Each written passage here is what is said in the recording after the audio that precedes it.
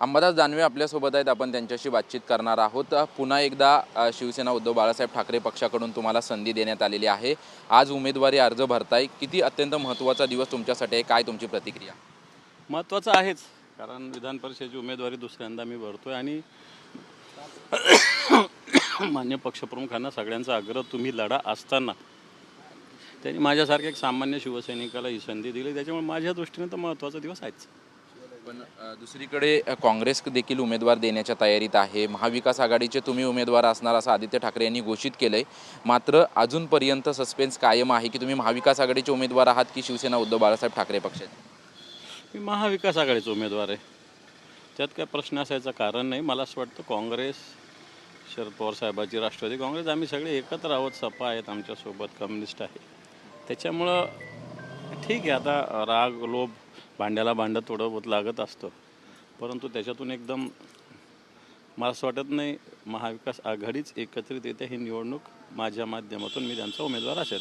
पण आज उमेदवारी अर्ज भरण्यासाठी कोण कोण उपस्थित राहणार आहेत? महाविकास आघाडीचे उमेदवार म्हणून आहात, स्वतः पक्षप्रमुख येणार आहेत का आदित्य ठाकरे कोणी उपस्थित राहणार आहेत? आदित्यसाहेब राहतील. पक्षप्रमुख याला काय उपस्थित राहण्याचे हे नाही मला असं वाटत. आदित्यसाहेब राहतील.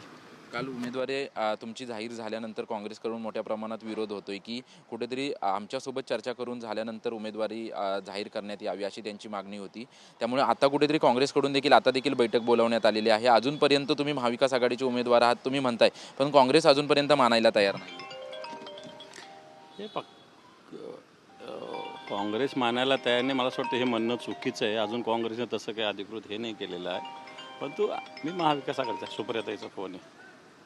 हां ताई, नक्कीच आपण पाहतोय की महाविकास आघाडीचे उमेदवार म्हणून जे आहे ते मी उमेदवारी अर्ज भरणार आहे असे त्यांनी ती प्रतिक्रिया दिलेली आहे.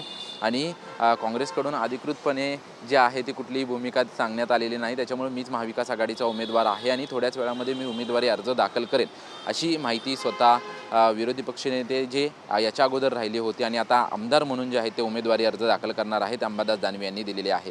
कॅमेरामॅन सिद्धेश नाईक सह निवृत्ती बाबर, TV9 मराठी, मुंबई.